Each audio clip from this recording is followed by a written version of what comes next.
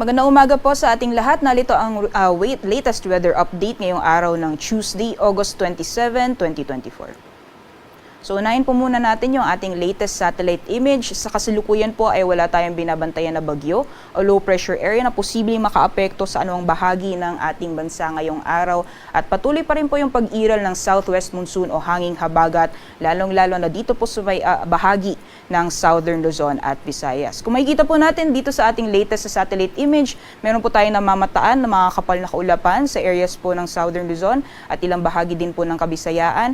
Dito po sa may western section ng Luzon, asahan po natin mataas na posibilidad na makakaranas po tayo ng maulan na panahon dyan po sa may Mimaropa, pati na rin sa may Karatig na probinsya. For the rest of the country naman po, nalalabing bahagi ng ating bansa, although meron po tayo namamataan na mga kapal na kaulapan, mostly offshore po siya or nasa karagatan po yung mga pag-ulan na mararanasan, pero mataas po yung posibilidad na mga isolated rain showers or thunderstorms. Ito po yung mga panandalian o mga biglaang buhos ng ulan. So magiging mainit pa rin po yung tanghali, lalong-lalo na dito po sa areas po ng Northern at Central Luzon, sa nalalawing bahagi ng Kabisayan at Mindanao. May mga posibilidad na makakaranas din po tayo ng mga biglaan o mga panandaliang buhos ng ulan pagdating sa hapon o sa gabi. Sa mga susunod na araw, ay inaasahan po natin na magpapatuloy yung epekto ng southwest monsoon.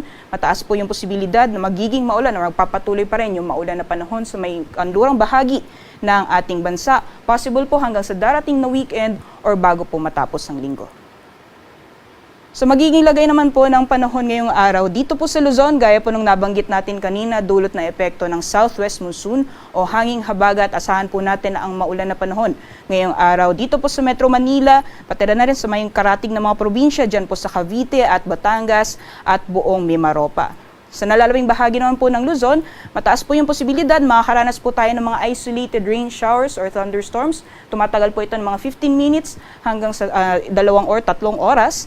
At dito naman po sa areas po ng Northern at Central Luzon, asahan pa rin po natin ang posibilidad na magiging mainit pagdating ng tanghali at may mga posibilidad pa rin po ng mga biglaan o panandaliang buhos ng ulan pagdating sa hapon o sa gabi. Temperature forecast naman po natin ngayong araw sa mga piling syudad dito sa Luzon. For Lawag po yung maximum temperatures natin aabot ng 32 degrees Celsius. Para naman sa Tugigaraw, aabot ng 33 degrees Celsius, 17 to 23 degrees Celsius para sa Baguio. Ngayong araw dito sa Metro Manila, agwat ng temperatura maglalaro na 24 hanggang 32 degrees Celsius. For temperature forecast naman po, agwat ng temperatura sa mga piling syudad dito po sa Palawan, Visayas at Mindanao. 31 degrees Celsius maximum temperatures inaasahan natin ngayong araw sa Kalayaan Islands, pati na rin sa Puerto Princesa. Para naman sa mga piling syudad sa Visayas, sa Iloilo, Cebu at Tacloban, maximum temperatures po natin or agwat ng temperatura maglalaro mula 25 hanggang 32 degrees Celsius. Ngayon din para sa Cagayan de Oro, 25 to 32 degrees Celsius. For Metro Davao, maglalaro mula 26 hanggang 34 degrees Celsius. At ngayong araw sa Zamboanga, ang temperatura maglalaro mula 25 hanggang 33 degrees Celsius.